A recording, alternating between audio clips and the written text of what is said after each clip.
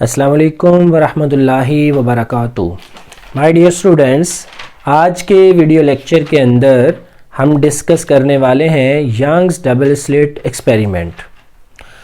Young double slit experiment 1801 में हुआ और इसने मोनोक्रोमेटिक और कोहेरेंट सोर्स किस तरह से बनाए, इसके लिए मैं last lecture introduction to Young double slit experiment के अंदर भी आपको अच्छे तरीके से डिटेल्स से बता चुका हूँ कि इसके जिन लोगों ने वो लेक्चर्स नहीं सुना पहले वो ज़रूर सुनिएगा।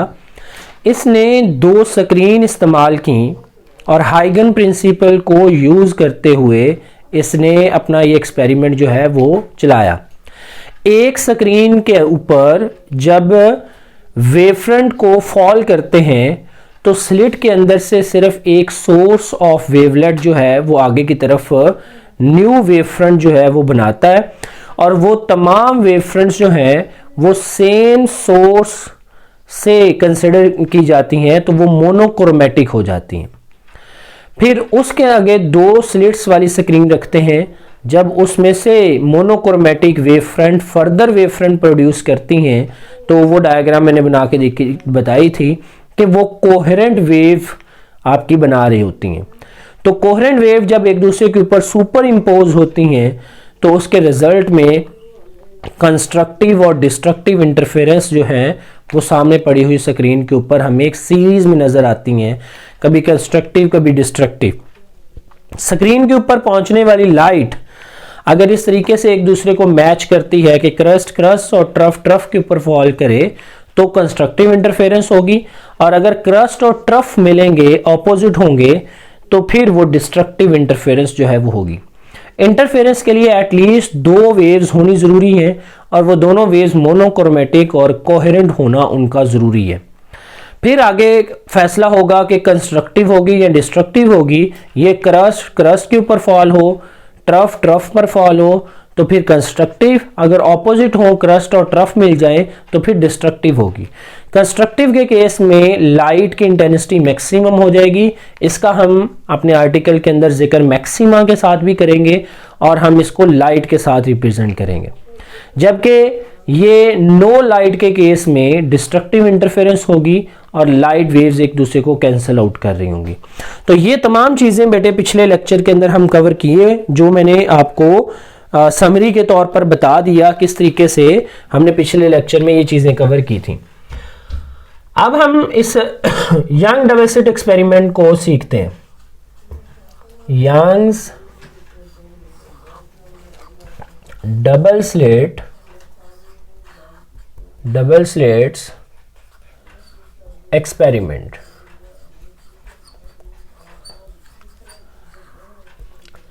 सबसे पहले तो हम इस चीज को लिखेंगे कि किस तरीके से ये एक्सपेरिमेंट स्टार्ट होता है या conditions of equilibrium, conditions of interference क्या है। कंडीशन ऑफ इंटरफेरेंस और वो किस तरह से अचीव होती हैं, यानी इस एक्सपेरिमेंट में यंग्स ने वो कुछ कंडीशन कैसे अचीव की। तो कंडीशंस में ये होता है कि when 2 monochromatic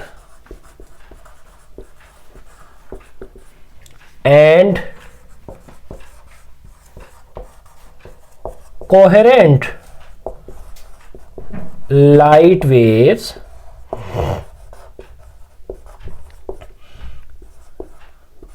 superimpose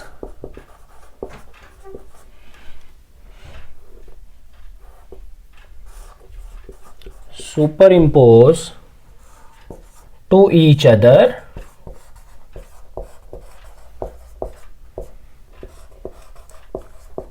then makes interference. तो फिर वो बेटे इंटरफेरेंस का फिनोमिना जन्म देती हैं। इस एक्सपेरिमेंट में हम एक स्क्रीन के ऊपर एक लाइट वेव्स को फॉल करेंगे, वो वेव फ्रंट जाकर उस स्क्रीन के साथ टकराएगी और स्लिट में से एक सोर्स ऑफ लाइट से अगली वेवलेट्स बन रही होंगी। तो इसमें हम कहते हैं कि ये चीजें आपने यानी मोनोक्रोमेटिक लाइट और कोहेरेंट लाइट ये किस तरह से अचीव करनी है, इसको हाउ टू अचीव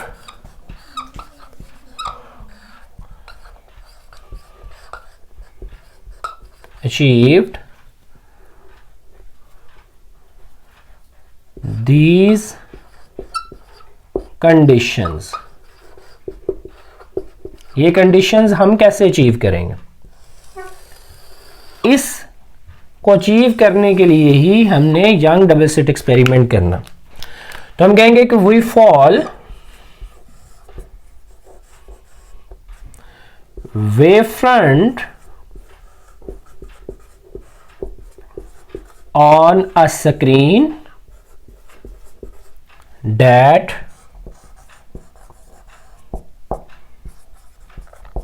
carries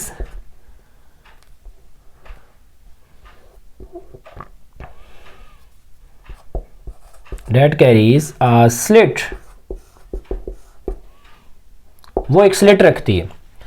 तो हम कहेंगे कि when a source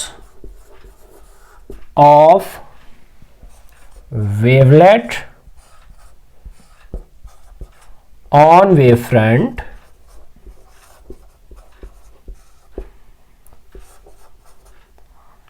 passing through slit, जब वो स्लिट में से पास करता है, इसकी डायग्राम में यहां पे ड्रॉ कर देता हूं।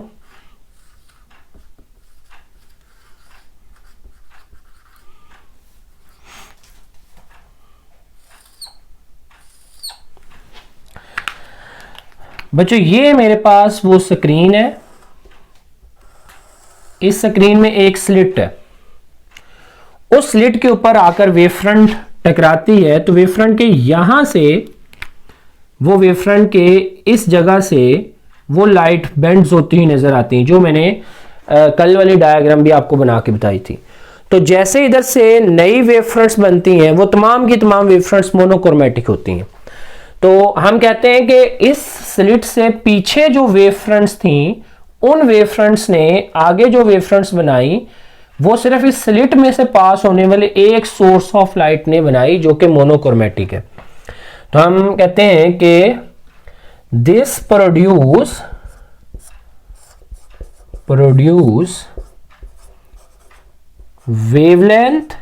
wavelets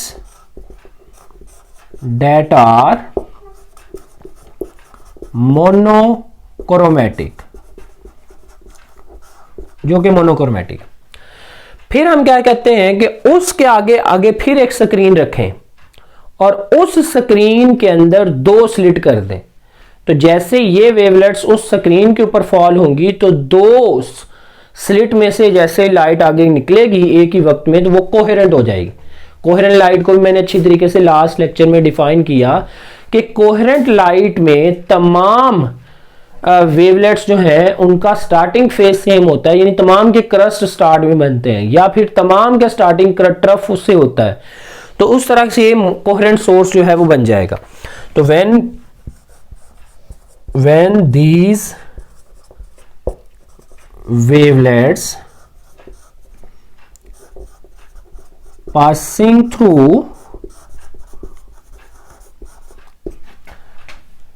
double slit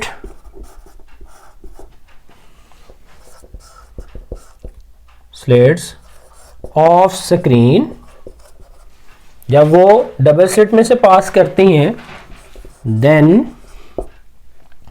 produce two coherent light waves. तो फिर वो दो कोहेरेंट लाइट वेव्स पैदा करती हैं, और हमें इंटरफेरेंस के लिए at least two coherent and monochromatic source of light ही चाहिए होता है। फिर ये दो कोहेरेंट और सोर्स ऑफ लाइट जब एक दूसरे के ऊपर सुपर इंपोज होंगे तो इंटरफेरेंस करेंगे। तो दिस सुपरपोजिशन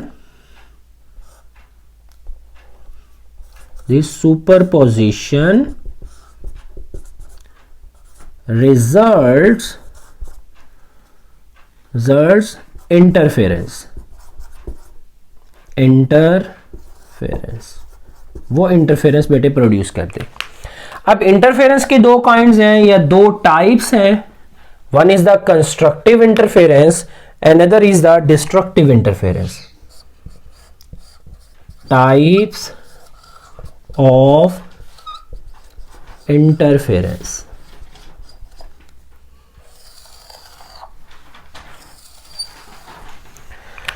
तो हम कहते हैं कि there are two types of interference.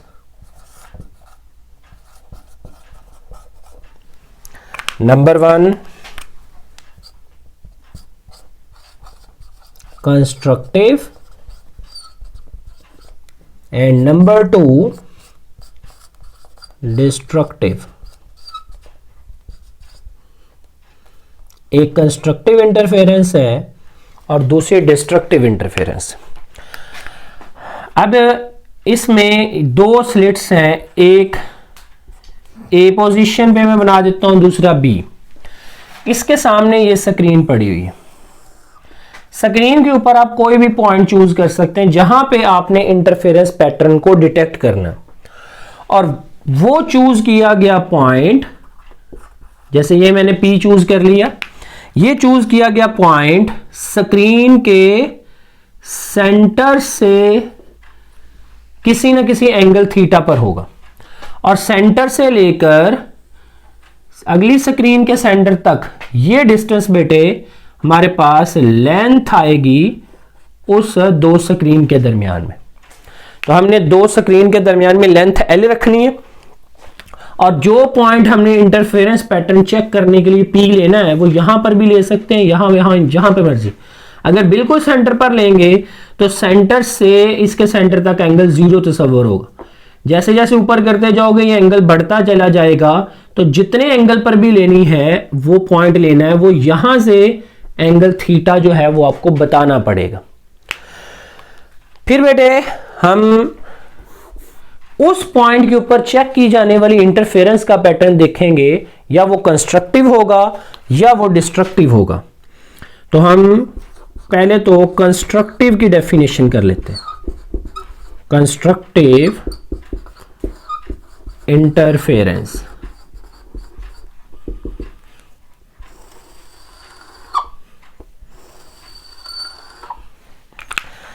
if crust fall on crust and trough falls on trough, then a bright fringe appeared। तो एक ब्राइट फ्रिंज आपको अपीयर होगी। ब्राइट फ्रिंज का मतलब है कि ज्यादा इंटेंसिटी ऑफ लाइट वाली एक पट्टी नजर आएगी, जो कि उस पट्टी को हम फ्रिंज का नाम दिया करेंगे। वो पट्टी आपको इस पी पॉइंट पर नजर आएगी। अगर पी पॉइंट आप नीचे और ऊपर शिफ्ट करेंगे कि मे बी के वो पट्टी जो है वो डिफरेंट हो जाए, और हो सकता है कि वो डिस्ट्रक्टिव भी हो जाए। Destructive interference. डिस्ट्रक्टिव इंटरफेरेंस किसका नतीजा है कि अगर क्रस्ट ट्रफ के ऊपर फॉल कर जाए,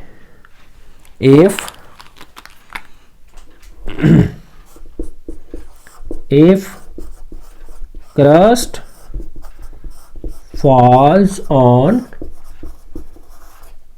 better off than destructive interference. Destructive interference and हम उस वक्त कहेंगे अ डार्क फ्रिंज अपीयर्स, और डार्क फ्रिंज का मतलब है कि no light will be appeared on that point. जो भी आपने पॉइंट उस स्क्रीन पे लिया हुआ है उस पर कोई लाइट आपको नजर नहीं आएगी, डिस्ट्रक्टिव इंटरफेरेंस होगी। और इंटरफेरेंस किस तरीके से होती है? इंटरफेरेंस होने के लिए इस स्लिट और दूसरे स्लिट से दो लाइट रेज जाएंगी। एक लाइट रे बेटे ए पॉइंट से निकलकर इस पी पॉइंट पर जाएगी और दूसरी लाइट रे यहां से इस जगह पर जाएगी। ए से पी तक और बी से पी तक दो लाइट रेज जो है वो उस जगह पर जाएंगी। कल मैंने एक डायग्राम शो की थी जिसमें ए से पी तक जब लाइट रे जाती है तो उसके ऊपर वेव एक्चुअली में जाती है। बी से पी तक लाइट रे जाती है तो उसके ऊपर एक वेव जाती है। वो वेव्स क्या करती हैं? वो वेव्स जाकर पी पॉइंट के ऊपर या कंस्ट्रक्टिवली मिलती हैं या डिस्ट्रक्टिवली मिलती हैं। तो अगर कंस्ट्रक्टिवली मिलेंगी तो हमारे पास ब्राइट फ्रिंज आएगी, अगर डिस्ट्रक्टिवली मिलेंगी तो डार्क फ्रिंज अपीयर होगी। और मैंने वहां पे ये चीज बताई थी कि it is decided by the path difference. और पाथ डिफरेंस कैसे होता है? पाथ डिफरेंस होता है कि ए से पी तक लाइट रे कम फासला ट्रेवल कर रही है, बी से पी तक ज्यादा ट्रेवल कर रही है। तो जो अजाफी का फासला निकालना है, आपने ए से एक परपेंडिकुलर लाइन ड्रॉ करनी है बी पी के ऊपर, जो डी पॉइंट पर मिलेगी। तो ए से लेकर डी तक को आप बोलेंगे बेटे पाथ डिफरेंस। और इस पाथ डिफरेंस की लेंथ अगर हमारे पास odd multiple of lambda by 2 आ जाए तो डिस्ट्रक्टिव इंटरफेरेंस होगी। अगर इंटीजर मल्टीपल ऑफ लैम्डा आ जाए तो कंस्ट्रक्टिव इंटरफेरेंस होगी। तो कंस्ट्रक्टिव इंटरफेरेंस के लिए हमारे पास ये पाथ डिफरेंस जो है दैट इज एन लैम्डा, और एन की वैल्यू होती है 0, 1, 2, 3 एंड सो ऑन। और इसके लिए बेटे जो पाथ डिफरेंस होता है, path difference that is equal to odd multiple of lambda by 2। M lambda इसको कर लें और एम को वैल्यू असाइन करें। इसमें m प्लस 1/2 इंटू लैम्डा आ जाएगा और m की वैल्यू आप 0, 1, 2, 3 एंड सो ऑन लिखेंगे।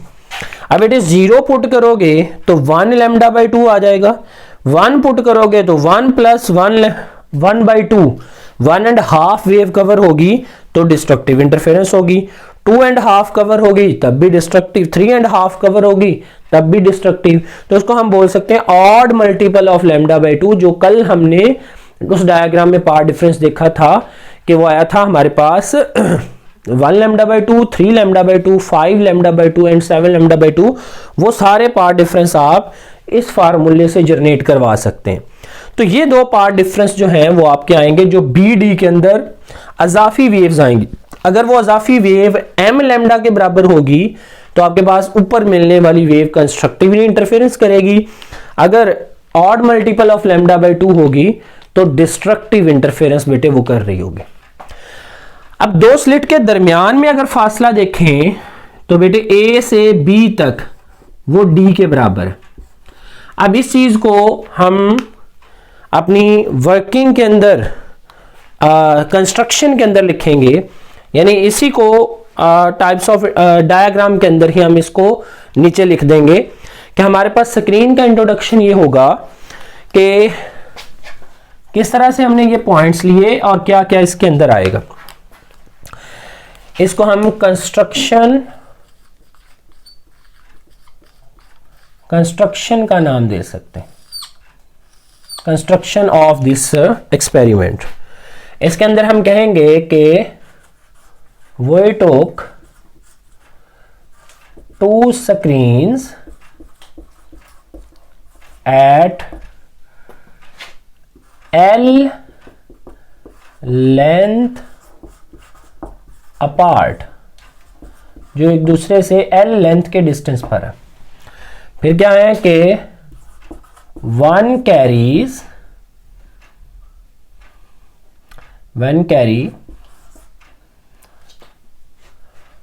2 slits at D डिस्टेंस, उन दोनों स्लिट्स के दरमियान में एक D डिस्टेंस होगा। फिर हम दूसरी स्क्रीन के ऊपर एक P पॉइंट तस्वर करेंगे जो कि at an angle theta with respect to centre of the first screen होगा। तो we choose a point P at second screen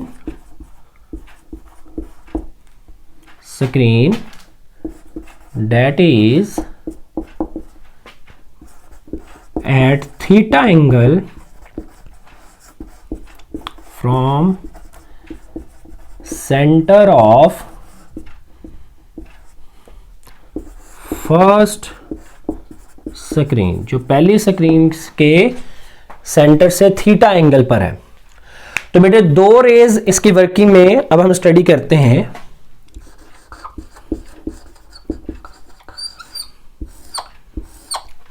to rays of light, one from A to P, another from B to P, ये move करते हैं और A से P तक का distance कम है और B से P तक का डिस्टेंस जो है वो ज्यादा है। तो हम कहेंगे कि 2 light rays,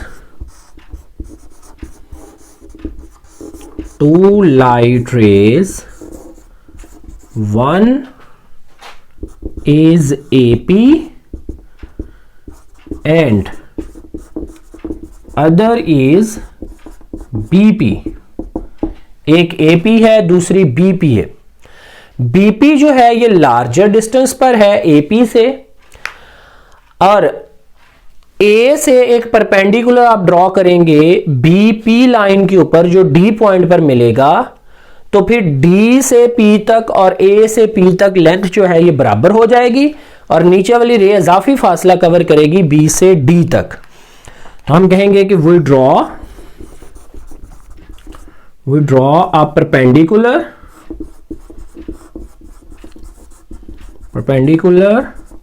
from A on, किसके ऊपर हमने ड्रॉ करना है, ऑन BP। फिर बेटे क्या होगा, दिस रिजल्ट्स, ये हमें एक रिजल्ट देगा। क्या रिजल्ट वो होगा कि A से P तक बराबर किसके आ जाएगा, D से P तक। A से P तक की लेंथ और D से P तक की लेंथ जो आपको ग्रीन कलर से नजर आ रही हैं ये बराबर हो जाएंगी। तो BD जो है ये इजाफी डिस्टेंस होगा जो कि पाथ डिफरेंस कहलाएगा। तो हम इसमें वो पाथ डिफरेंस वाली लाइन चूंकि वेरी इंपॉर्टेंट है इसलिए इसको मैं लिखता हूं कि BD is path difference. BD जो है ये पाथ डिफरेंस आ जाए। 2 रेज में से एक रेज ज्यादा फासला कवर कर रही है एक स्लिट से और दूसरा स्लिट वाली रे जो है वो कम फासला ट्रेवल कर रही है। कम फासले वाले में से ज्यादा फासले वाले के ऊपर आपने एक परपेंडिकुलर ड्रॉ करना है। परपेंडिकुलर के बाद का डिस्टेंस बराबर हो जाएगा और ये BD पाथ डिफरेंस होगा। और पाथ डिफरेंस ही एक्चुअली में डिसाइड करता होता है कि आगे जाकर मिलने वाली रेज कंस्ट्रक्टिव इंटरफेरेंस करेंगी या डिस्ट्रक्टिव इंटरफेरेंस करेंगी। तो this path difference decided constructive or destructive interference। ये कंस्ट्रक्टिव या डिस्ट्रक्टिव इंटरफेरेंस की जिम्मेदार होंगी। चूंकि BD पार्ट डिफरेंस है, BD पार्ट डिफरेंस अगर m लैम्डा होगा तो कंस्ट्रक्टिव इंटरफेरेंस होगी, अगर m प्लस 1/2 लैम्डा बाई 2 होगा तो सॉरी लैम्डा होगा, ये भी लैम्डा के अंदर ही है, तो फिर बेटे डिस्ट्रक्टिव इंटरफेरेंस होगी। अब इस पार्ट डिफरेंस को कैलकुलेट करने के लिए हमें एक ट्राइंगल की जरूरत पड़ेगी जो कि है ABD, ये वाली ट्राइंगल। अब इस ट्राइंगल को मैं अलग से कैलकुलेशन के अंदर बनाऊंगा और इसको फाइंड करूंगा, लेकिन उससे पहले मुझे इसके अंदर एक एंगल को इक्वेट करना है। वो एंगल कौन सा है? वो एंगल है हमारे पास यहां पर बनने वाला। बच्चों, दो लाइंस के दरमियान में जो एंगल होता है वही एंगल उनके परपेंडिकुलर्स के दरमियान में होता है। ये कहना है मैथ के एक इंपॉर्टेंट थ्योरम का, और ये चीज जो है वो मैंने सेंट्रीपिटल फोर्स वाला जो टॉपिक करवाया था उसके अंदर आपको समझाई भी थी। दो मार्कर की एग्जांपल लेकर मैंने दो मार्कर्स लिए, उनके ऊपर फिर परपेंडिकुलर ड्रॉ किए, फिर हमने देखा कि दो मार्कर्स के दरमियान में जो एंगल है उनके परपेंडिकुलर्स के दरमियान में भी एंगल है। तो ये लाइन आप लिख भी लीजिए। अब मैथ का थ्योरम लिखिए, इसके ऊपर स्टेटमेंट दीजिए, अगली हेडिंग जो देनी है आपने थ्योरम ऑफ मैथ की, और उसके नीचे ये लिखिए कि angle between two lines is similar to the angle of their perpendiculars, कि जो दो लाइंस के दरमियान में एंगल है वही उनके परपेंडिकुलर्स के दरमियान में एंगल। अब हम बात करते हैं इन दो रेड लाइंस की। रेड लाइंस के दरमियान में एंगल थीटा है, तो ये वाली जो रेड लाइन एक्स एक्सिस के ऊपर जा रही है, इसके ऊपर ये लाइन जो वाई एक्सिस पर जा रही है ब्लैक लाइन, तो रेड लाइन का परपेंडिकुलर ये ब्लैक हो गई। रेड लाइन एक्स एक्सिस की सिमत में है और ब्लैक लाइन वाई एक्सिस की सिमत में है, तो इसके ऊपर परपेंडिकुलर है। और जो ग्रीन लाइन इस तरह टिल्ड जा रही है, टेढ़ी जा रही है, इसके ऊपर एक परपेंडिकुलर ये टेढ़ी लाइन है। ये जो लाइन टेढ़ी जा रही है रेड कलर की, इसके ऊपर ये वाली लाइन परपेंडिकुलर होगी, तो फिर इस तिरछी लाइन को भी परपेंडिकुलर जानिए इस रेड लाइन का, और इस लाइन को परपेंडिकुलर जानिए इस लाइन का। इन दोनों के दरमियान में एंगल थीटा है, इन दोनों रेड के दरमियान में, तो इनके परपेंडिकुलर्स दो ब्लैक लाइंस हैं, तो इनके दरमियान में बनने वाला एंगल भी थीटा ही होगा। तो हम इसको कैलकुलेशन के अंदर इस्तेमाल करेंगे इस ट्राइंगल को, इसलिए इसका एक एंगल जो है वो फाइंड करना जरूरी था। इसको हम कहते हैं कि कैलकुलेशन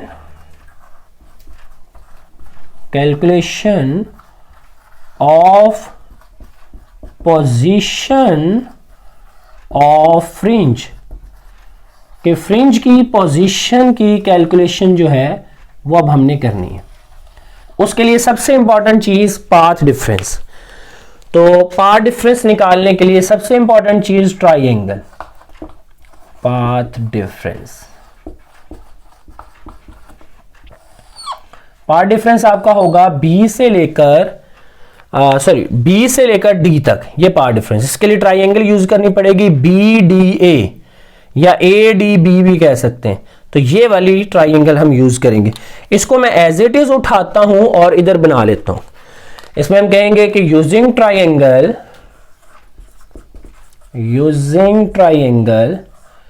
ADB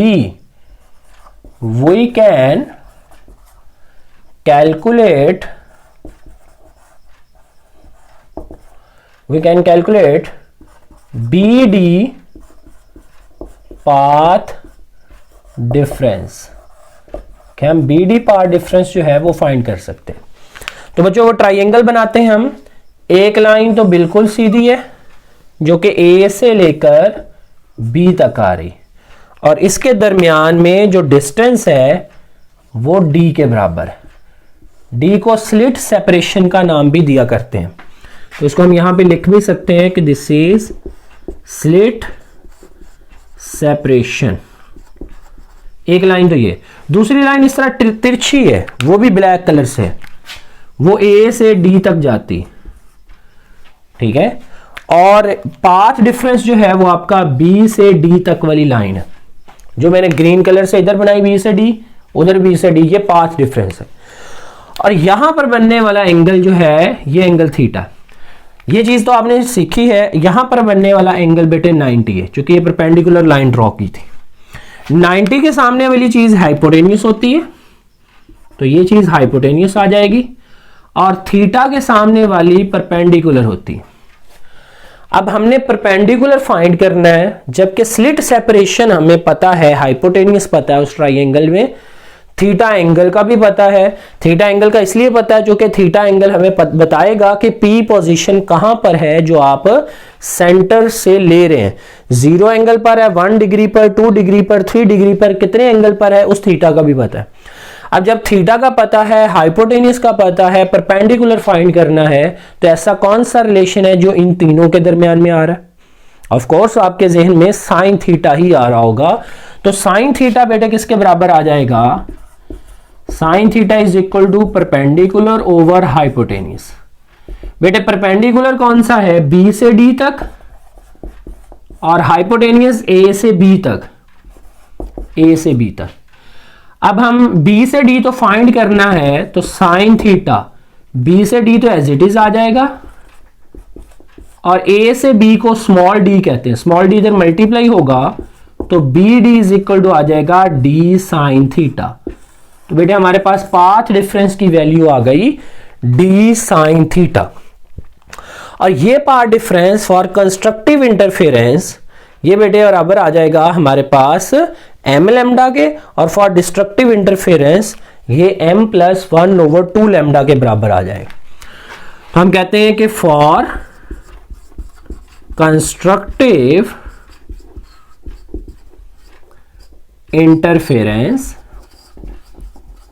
कंस्ट्रक्टिव इंटरफेरेंस के लिए this path difference B D, यानी इसके अंदर आने वाली जो वेव्स हैं वो 1 लैम्डा होगी या 2 लैम्डा होगी या 3 लैम्डा होगी या सो ऑन, कोई भी इसी इंटीजर मल्टीपल ऑफ लैम्डा में आएगी। तो कंस्ट्रक्टिव इंटरफेरेंस के लिए पाथ डिफरेंस की वैल्यू जो कि बेटे बी डी है वो आनी चाहिए एम लैम्डा, और m की वैल्यू 0, 1, 2, 3 एंड सो ऑन आनी चाहिए। और पाथ डिफरेंस हमने कितना निकाला? d साइन थीटा, तो फिर हमारे पास m लैम्डा आ जाना चाहिए d साइन थीटा के बराबर। This is a path difference for constructive interference. Destructive interference के अंदर यही पाथ डिफरेंस बी डी के अंदर m प्लस 1/2 इंटू लैम्डा आना चाहिए। For destructive interference, destructive interference के लिए हमारे पास path difference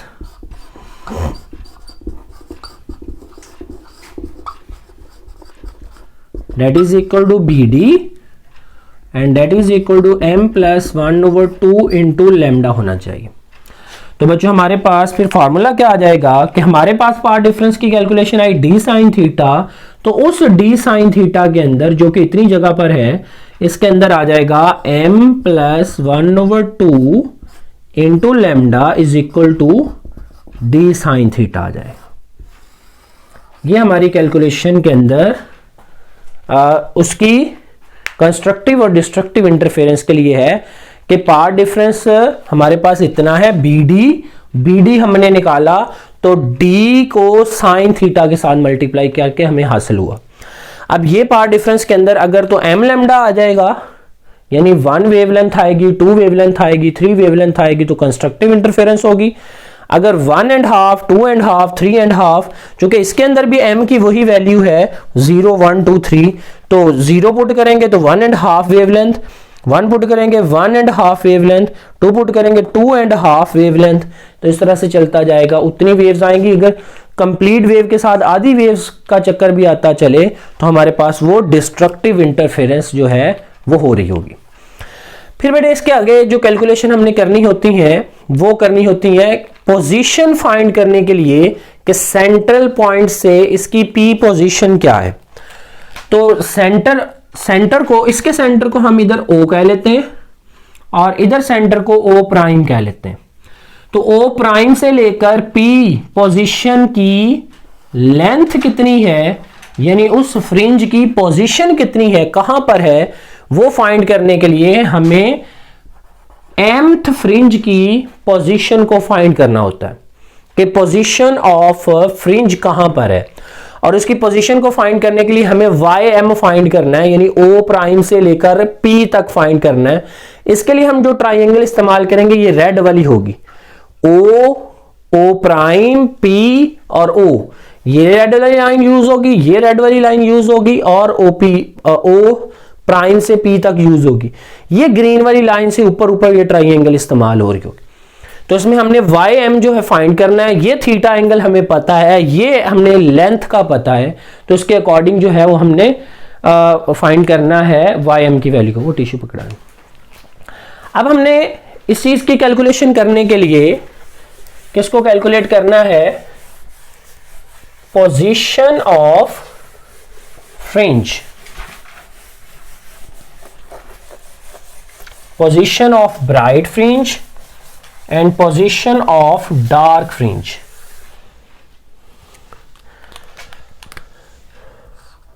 Position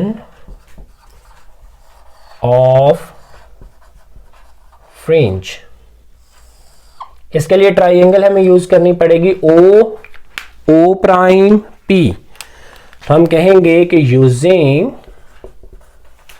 triangle O prime P, we can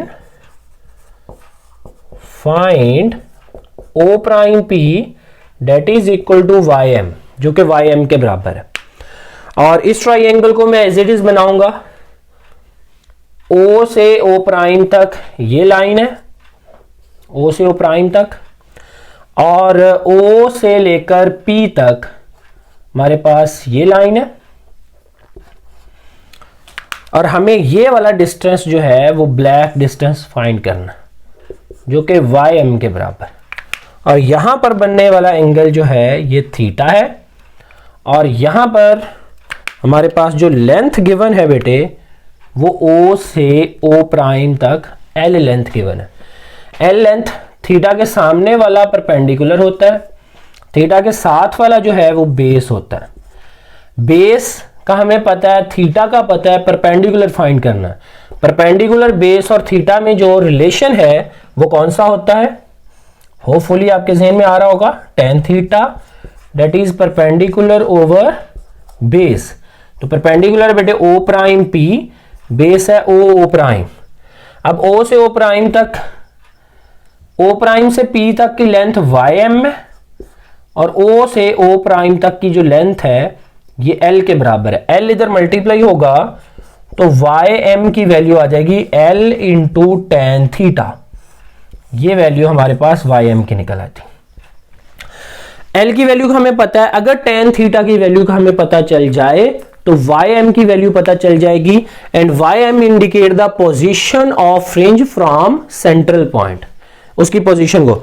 और अगर हम टेन थीटा की बात करें तो बेटे हम लिखते हैं कि फॉर स्मॉल एंगल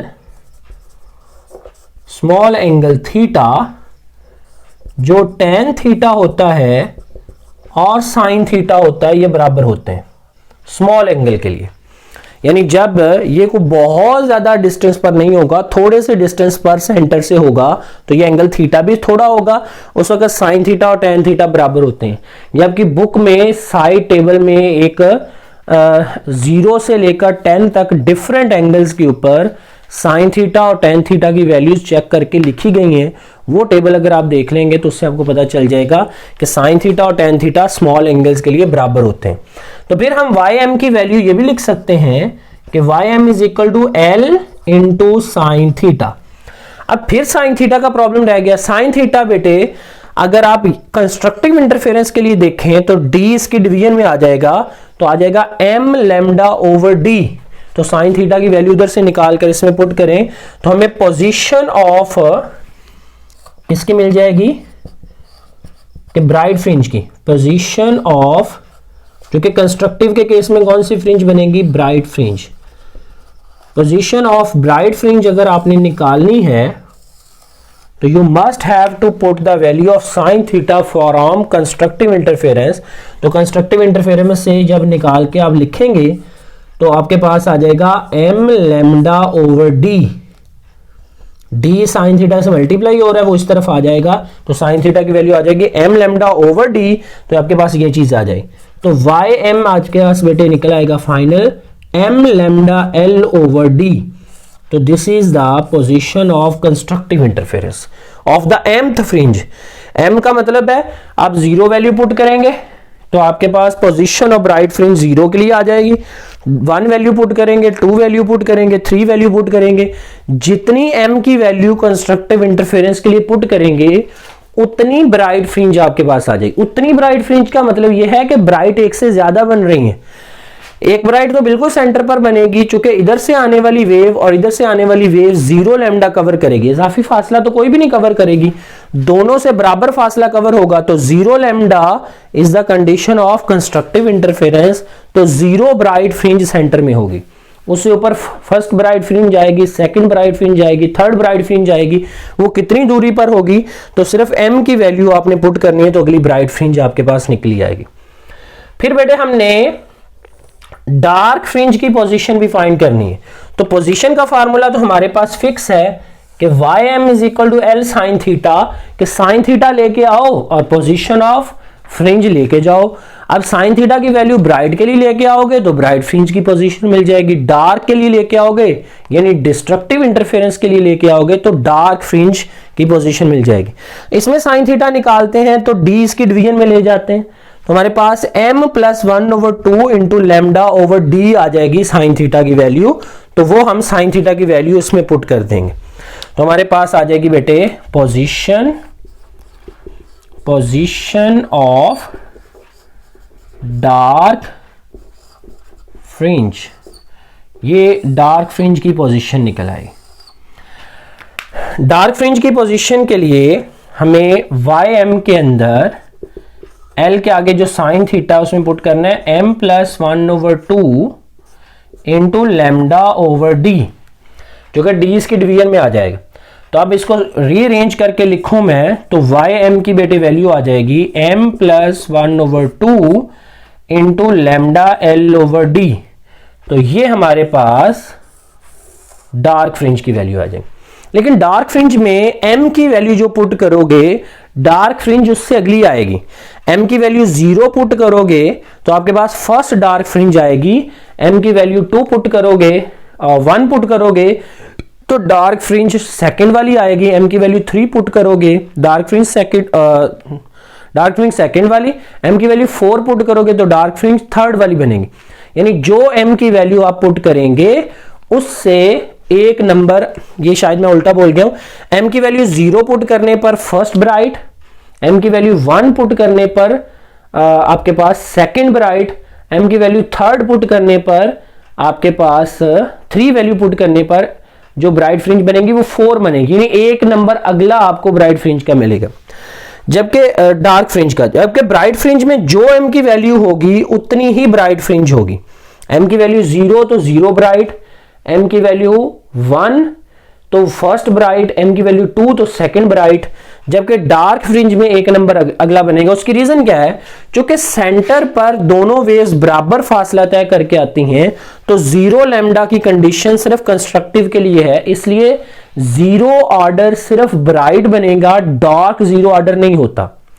डार्क के लिए आपके पास जब भी m की वैल्यू 0 पुट करोगे तो फर्स्ट ब्राइट बनेगी या सेकंड ब्राइट बनेगी, आगे सोन चलता जाएगा। तो जितनी m की वैल्यू डार्क के केस में पुट करेंगे उससे एक नंबर अगला आपको ब्राइट का मिलेगा। मसलन m की वैल्यू 0 तो फर्स्ट ब्राइट और फर्स्ट डार्क, m की वैल्यू 1 तो सेकंड डार्क। डार्क के केस में m की वैल्यू से एक नंबर अगला जो है वो आपका फ्रिंज का बन रहा होगा। अगर m की वैल्यू डार्क के इसमें 10 पुट करोगे तो 11th डार्क होगी, लेकिन वही m की वैल्यू ब्राइट के लिए 10 पुट करोगे तो 10th डार्क होगी, तो 10th ब्राइट होगी। तो ये इन दोनों में डिफरेंस है। ब्राइट के लिए जितना m का नंबर उतनी ही ब्राइट फ्रिंज, जबकि डार्क के लिए जितना m का नंबर उससे एक नंबर अगली जो है वो डार्क फ्रिंज बनेगी। अब ये तो था कि पोजीशन कितनी होती है, तो ये एक सीरीज मिलेगी bright dark bright dark bright dark की। तो दो ब्राइट के दरमियान में कितना डिस्टेंस है या दो डार्क के दरमियान में कितना डिस्टेंस है वो होती है फ्रिंज विड्थ, उसको हम फ्रिंज विड्थ बोलते हैं। मतलब मैंने रेड कलर यूज किया तो मुझे सेंटर में तो रेड मिलेगी जो कि ब्राइट फ्रिंज है, फिर एक डार्क मिलने के बाद एक ब्राइट मिलेगी, फिर एक डार्क मिलने के बाद एक ब्राइट मिलेगी, फिर एक डार्क मिलने के बाद एक ब्राइट मिलेगी। तो क्या होगा, अगर हम दो ब्राइट के दरमियान का डिस्टेंस लें तो बेटे हमारे पास डार्क की फ्रिंज विड्थ आएगी, और अगर दो डार्क के दरमियान में, इस डार्क और इस डार्क के दरमियान का डिस्टेंस लें तो वो ब्राइट की विड्थ आएगी। यानी से हमें पता चल जाएगा कि ब्राइट की फ्रिंज विड्थ कितनी है। विड्थ का मतलब है ब्राइट फ्रिंज कितनी मोटी है, डार्क फ्रिंज कितनी मोटी है। तो ये एक सीरीज पैटर्न आपको हासिल हो जाएगा, bright dark bright dark bright dark का। लेकिन दो डार्क के दरमियान में एक ब्राइट की विड्थ और दो ब्राइट के दरमियान में एक डार्क की विड्थ आ जाएगी, उसको हम बोलते हैं फ्रिंज विड्थ। Fringe width. तो फ्रिंज की कितनी विड्थ है, कितनी मोटाई है, इसको फाइंड करते हैं हम। इसको बेटे डेल्टा वाई के साथ शो करेंगे। मैं दो ब्राइट के दरमियान का लेता हूं, दो डार्क के दरमियान की फ्रिंज विड्थ भी उतनी आएगी। पहले दो ब्राइट के दरमियान में करके देखते हैं।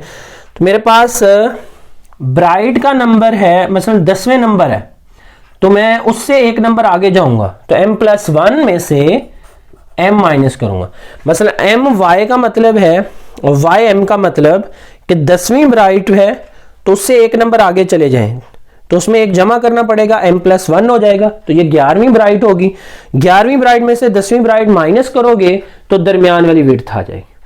ठीक है, मसलन ये आपके पास 0 ब्राइट है, ये फर्स्ट ब्राइट, ये सेकंड ब्राइट, ये थर्ड ब्राइट। इसमें मैं वो m वाला पॉइंट भी क्लियर कर दूं, ब्राइट फ्रिंज के लिए m0 तो 0 ब्राइट, ठीक है, इसको बोलेंगे जीरो ऑर्डर ब्राइट। ठीक है, उसके बाद इस m की वैल्यू जो है इसमें 1 आएगी, ये बनेगी फर्स्ट ऑर्डर ब्राइट। फिर m की वैल्यू 2 होगी तो बोलेंगे सेकंड ऑर्डर ब्राइट। फिर m की वैल्यू 3 होगी तो ये थर्ड ऑर्डर ब्राइट आ जाएगा, एंड सो ऑन। लेकिन डार्क चूंकि सेंटर में नहीं है, डार्क इससे ऊपर है, वो ये वाली पोजीशन है, तो डार्क के केस में m इज इक्वल टू 0 पर फर्स्ट ब्राइट डार्क बनेगी, ये फर्स्ट डार्क होगी। m की वैल्यू 1 पर ये सेकंड डार्क आ जाएगी, m की वैल्यू 2 पर ये थर्ड डार्क आ जाएगी। ठीक है, डार्क के लिए जो m की वैल्यू होगी उससे एक नंबर अगला जो है वो डार्क का बन रहा होगा, जबकि हमारे पास ब्राइट के लिए जितनी m की वैल्यू होगी उतना ही ऑर्डर जो है वो ब्राइट का बन रहा होगा, डार्क में एक नंबर अगला चला जाता। अब अगर 2 में से 1 को माइनस करेंगे तो ये सेकंड ब्राइट में से फर्स्ट ब्राइट माइनस करें तो दरमियान वाली डार्क आ जाएगी, थर्ड ब्राइट में से सेकंड वाली ब्राइट माइनस करेंगे तो दरमियान वाली डार्क आ जाएगी। तो हम कहेंगे कि मैंने m वाली ब्राइट को माइनस करना है तो उससे एक नंबर अगला जाएंगे तो वो m+1 हो जाएगा। तो इसमें पुट करें तो क्या आंसर आ जाएगा, इसमें m की जगह जब m पुट कर रहे हैं तो m लैम्डा l/d है, तो जब m+1 पुट कर रहे हैं तो m+1 इंटू लैम्डा l/d आएगा माइनस m लैम्डा l/d आएगा। इन दोनों में से कॉमन बेटे आपका क्या निकल आता है, लैम्डा l/d कॉमन आ जाता। इधर क्या बचेगा, m+1 माइनस m, ये इससे कैंसिल हो जाएगा तो हमारे पास डेल्टा y फ्रिंज विड्थ बनेगी लैम्डा l/d। ये बोलते हैं कि फ्रिंज की मोटाई क्या बनेगी, तो वो लैम्डा l/d के बराबर जो है वो फ्रिंज विड्थ बन रही है। फ्रिंज विड्थ का फार्मूला आपको बता रहा है कि ज्यादा वेवलेंथ होगी तो आपकी फ्रिंज विड्थ जो है वो ज्यादा बनेगी, कम वेवलेंथ होगी तो फ्रिंज विड्थ जो है वो कम बनेगी। जैसे आप विजिबल कलर के लिए एक फार्मूला याद रखते हैं विबग्यूर का, तो इस फार्मूले के अकॉर्डिंग सबसे ज्यादा वेवलेंथ जो है वो लैम्डा मैक्सिमम विजिबल कलर में रेड लाइट की है, उससे कम wavelength orange, yellow, green, blue, indigo and violet की है। तो नॉर्मली हम ये दो कलर यूज करते हैं।